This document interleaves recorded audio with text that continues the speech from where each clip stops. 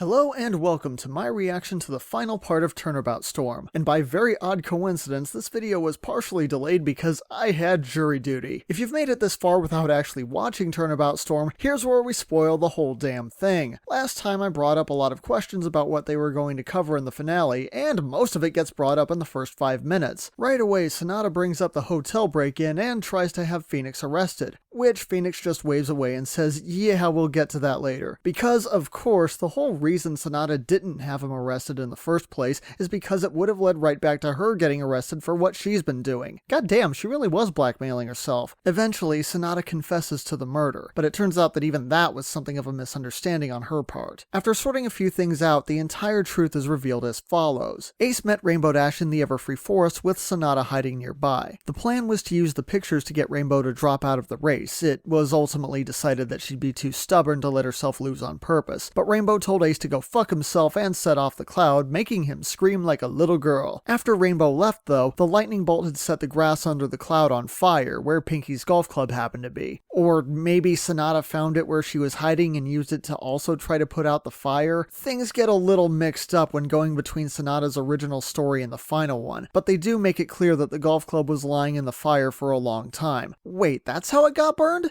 Well, son of a bitch! I should have known the lightning rod idea was too obvious. After putting out the fire with Ace's bag, Ace and Sonata then began arguing. Sonata brought out her letter announcing that she was quitting, and Ace became so furious that he threatened to kill her in order to keep her quiet. Sonata hit him with the golf club in self-defense, leaving a burn mark on his neck and snapping off the head of the golf club. That was the unidentified burned object they found in part 1. But otherwise, it just made him angrier. Sonata then zapped Ace with a lightning spell and ran off. It's pointed out that artificial lightning isn't lethal, but given the state of panic Sonata was in, she figures that she might have had a magical surge because when she eventually noticed that Ace wasn't chasing her, she went back and found him dead. Again, this is where the misunderstanding comes in. What actually happened is that Ace got up a short time later and became focused on the golf club that he was attacked with. He picked up the handle with his mouth, flew up into the air, and was struck by the second lightning bolt. So I guess my lightning rod theory was mostly true, at least. I just misinterpreted how it got burned. And again,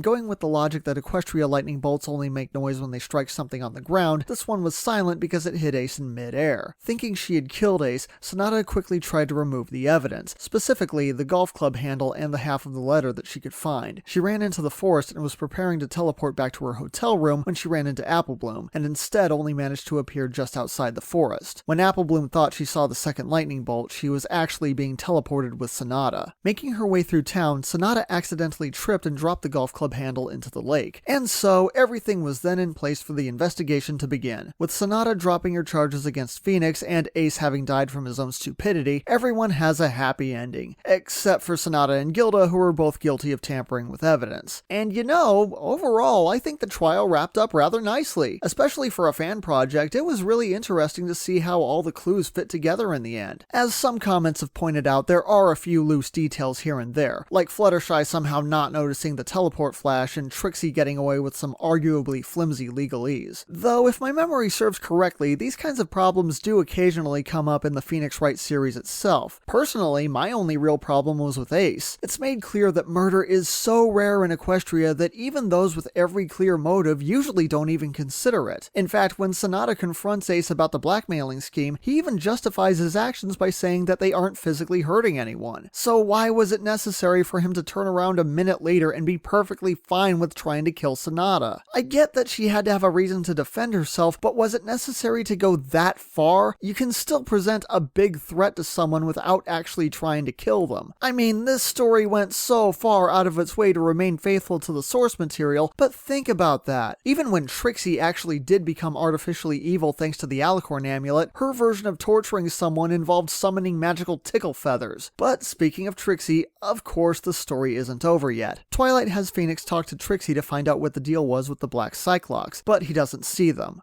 Really? You had Trixie get depressed and shut down in the middle of the trial, but you're not going to resolve this? I mean, you don't need a sudden redemption arc like in Magic Duel, but to drop it entirely feels like a cop-out. Celestia shows up to give Phoenix his payment and conveniently avoids any questions about how she knew him. I actually really like the idea that she's surrounded by Cyclops and she's totally cool about it. But anyway, Phoenix can't really do anything with bits, so he decides to give his money to Trixie after learning what happened after Ghostbusters. And she's a total bitch about it. Instead, she gives him all the evidence from the trial because, yeah, the lawyers get to keep all that stuff. Why not? And as Phoenix introduces his world to the first Rule 34 material of Rainbow Dash, it's hinted that Celestia was actually talking to Mia Fey the entire time. In the end, I have to admit that I really enjoyed this series. Yeah, it had a few performance issues that actually did improve over time, and it still annoys me that certain story elements, especially with Trixie, were given a lot of build-up only to be completely dropped at the end. But if they were holding those details over for a potential sequel, I certainly wouldn't be against it. For anyone who's a fan of My Little Pony and Phoenix Wright, I would give this a strong recommendation. And for anyone trying to convince me to play the other Phoenix Wright games, I do have to admit that at times this series made me consider it.